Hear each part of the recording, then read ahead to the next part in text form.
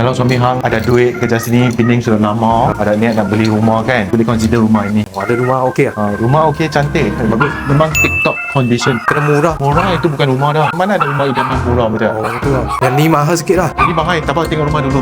Memang puas hati. Yang pas hati lah.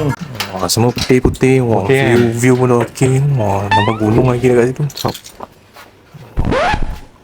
Buat apa? Special lah kena buka macam ni. Oh, safety lah.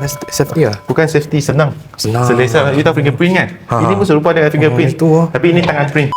Rumah ini banyak cantik. Cantik lah. Saya senang juga. Ni tengok semua putih-putih kan. Dengan bulanan lebih kurang 550 bayar bank lagi. Boleh pinjam bunuh buat pulun. Oh, mahalnya. Tengok dapur pun sudah ada. Murah sikit lah. 500 tu. You nak berapa? You nak murah 300? Mau? Boleh tahan lah. 100 tahun boleh? 100 tahun lah. Bayar. Apalagi dapat 35 tahun lah. You kerja susah-susah, tak mungkin you ada duit you pergi beli kereta ke apa. Sekarang ni pun sudah berapa duit. Lebih baik you ambil duit itu beli rumah. Ni kira sudah fully furnished lah. Sudah full lah. Ada tong boleh duduk. Bagus juga. I selalu duduk atas tong lah. Macam tu lah. Okey lah. Okey. Okey kan? Tengok I paling suka punya tempat lah. Ini bilik. Ni tidur mana ni? Oh, dekat situ. Bukan nak untuk saya. Saya tidur sini.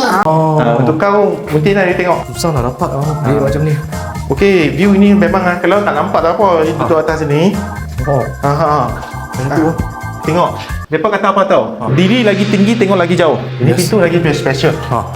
Pintu ini tak ada frame. Tak ada frame lah. Tak ada pintu. Ini yang special dia.